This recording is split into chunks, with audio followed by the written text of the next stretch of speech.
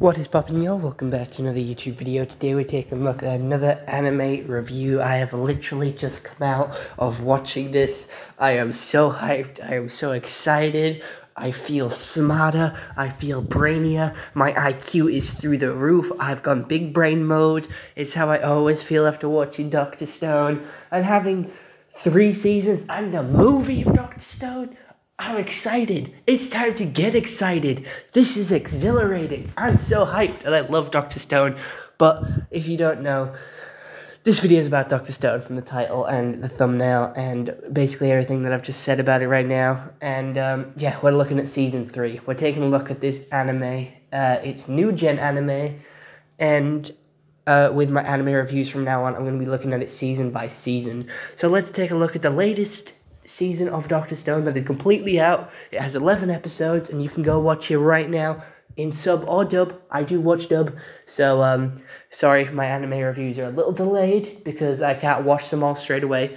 But yeah, let's get into Season 3, shall we? Dr. Stone is an anime television series produced by a TMS Entertainment based on the manga of the same name, written by the person on the screen here, illustrated by person on the screen here, and published in Shonen Jump magazine. It's got 11 episodes, and it is such a good continuation to the series.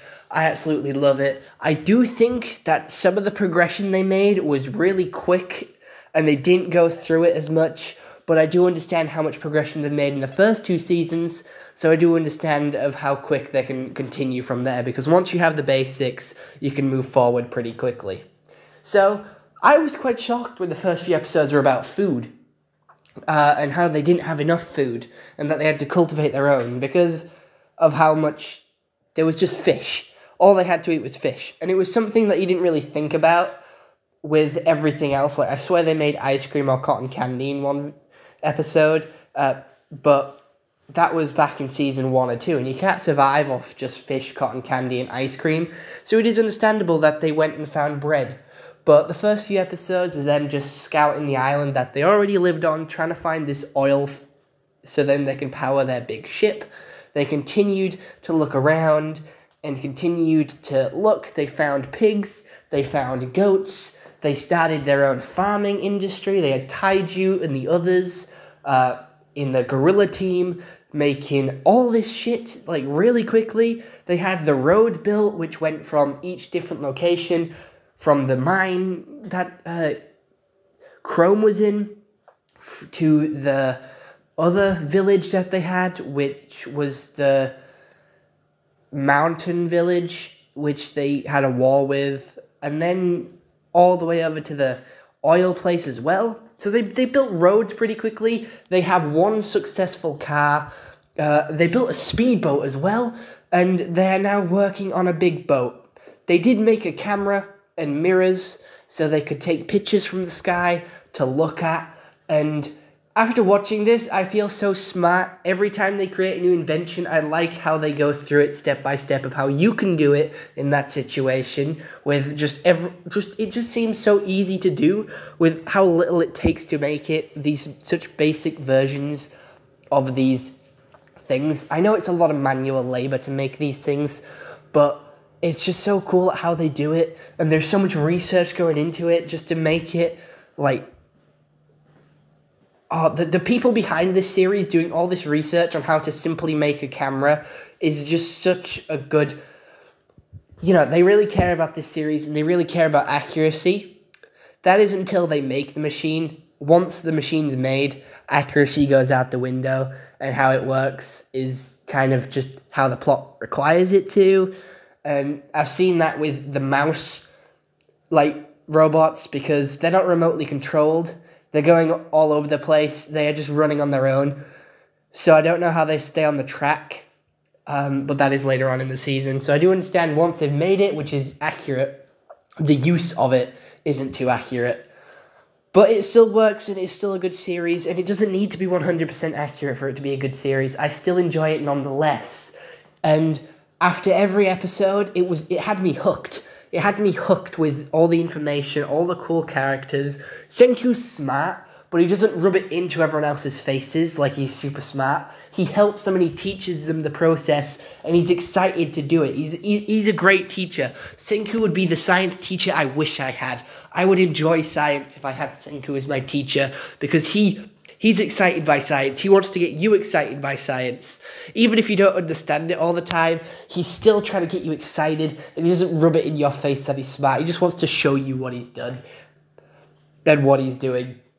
He isn't arrogant saying, oh, this is obvious, you should already know this, we've done this before.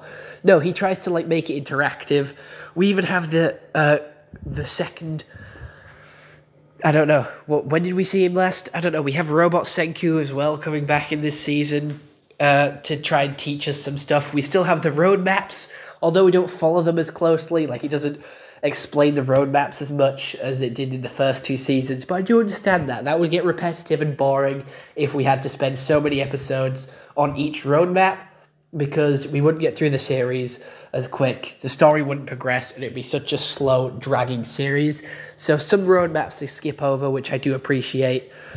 But the iteration of these couple of new characters at the start of the season, with the captain of the ship, which I like him. He's such a good new character. He's voiced by the voice actor of Bakugo, and he has a right-hand man or girl, Francois, who's his butler, who they use their last amount of revival fluid to make, and she is such a good chef, and she's smart, and she prepares for everything. She's one step ahead of the game, and it's great. They make sonar as well. They make everything for their ship that's needed, and they set sail, but they did run into a little bit of trouble because they had to make the boat a little smaller just because of how big it was, that they couldn't make it, and it would be trial and error. But there is someone sending Morse code to them through the radio waves, which is off the island, who they call Y-Man. He's the main antagonist of this season that really rushes them and pushes them forward. We do have a little bit of downtime. We do see them enjoy the winter period. But then once they set sail and get to this island, everything goes south. They have the access to the petrification powers. They can turn people to stone with this magic yo-yo. And it's pretty wild, the last couple of episodes. And we have Ginro, Gorilla Girl, a new girl from the island, Senku, the mastermind, or the master persuasionist, a new guy as well, who has an X on his head, who was abandoned as a baby. We also have Ginro and the Melon Girl. All these people are the last few to make it to the island, while everyone else turns to stone, which is quite upsetting, but it does make sense. We can't have such a big group going to a new place. It's easier to spread tasks over smaller groups of people, and we can get better story, get better character development if we just have a smaller group. And it's nice because we see a couple of other people shine more when Chrome and other people would take over and take the spotlight sometimes. So it's nice to get some other characters in the spotlight. The voice acting is really good. We see all the motivation and all the sort of ups and downs. Every time an episode ends, I got so excited to watch the next one. I got super hyped up. Every time we learn something new, it's just enjoyment of learning. Learning can be fun, and this anime proves that. Learning new stuff can be fun. So I would appreciate science teachers, if you're out there, if you're doing an experiment that Dr. Stone does, play it for the class. They will appreciate that. It will make it more fun, and it will make them want to learn more, especially if you get, anime's becoming more mainstream. It's not as hated, and people aren't you like anime? That's auto disgusting. People aren't like that anymore, so of course they're gonna, enjoy it more and want to watch it. Plus it gets them out of the lesson time for a little bit, so they are gonna like a little video, no matter what it is.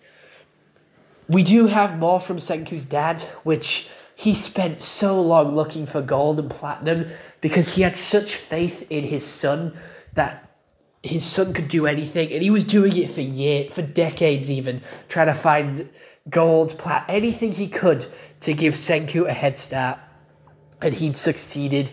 And it made me cry, and it made me really sad because he spent his entire remaining years of his life gathering anything he could that he thought would be useful to Senku. He didn't know an ounce of science. He didn't know an ounce of anything. He didn't even know if Senku would be alive, but he had faith.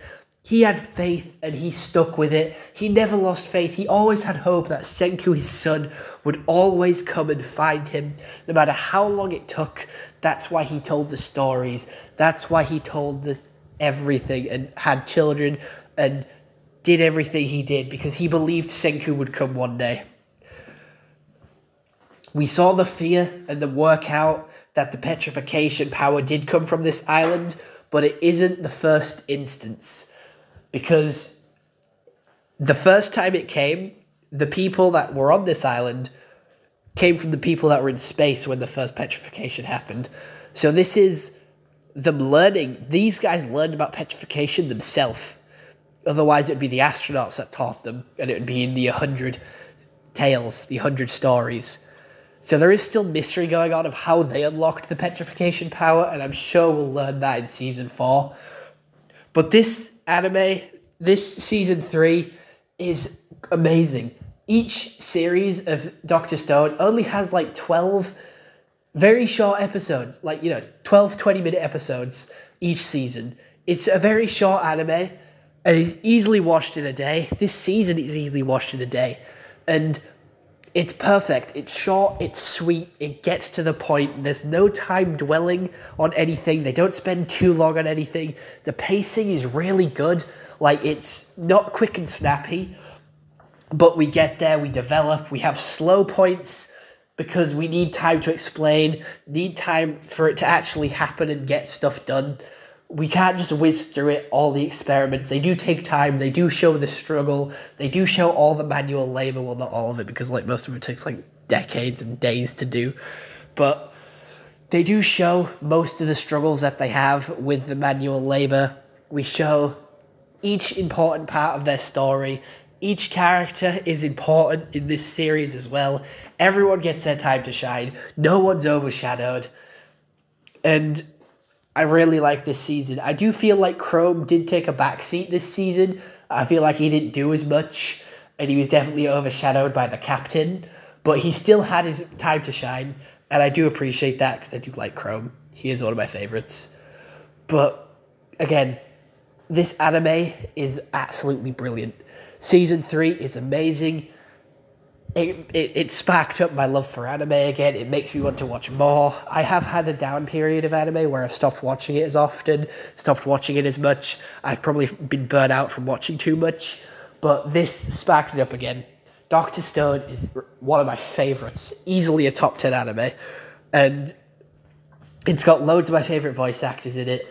It's got really good animation style and character styles.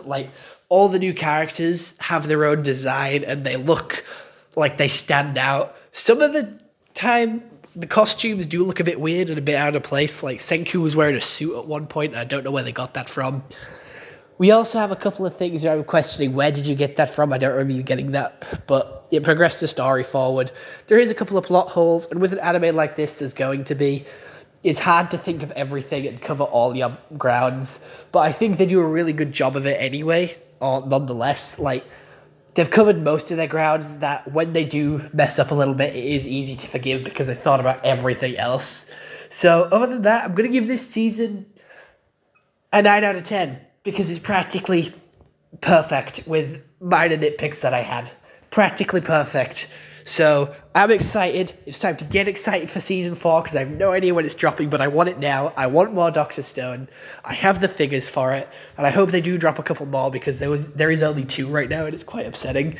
I would like more. But other than that, I hope you enjoyed this YouTube video. See you all next one. Have a nice day, and goodbye. Stay home and stay safe. If I haven't persuaded you to go watch Dr. Stone, I don't know what will. But yeah, other than that, bye-bye.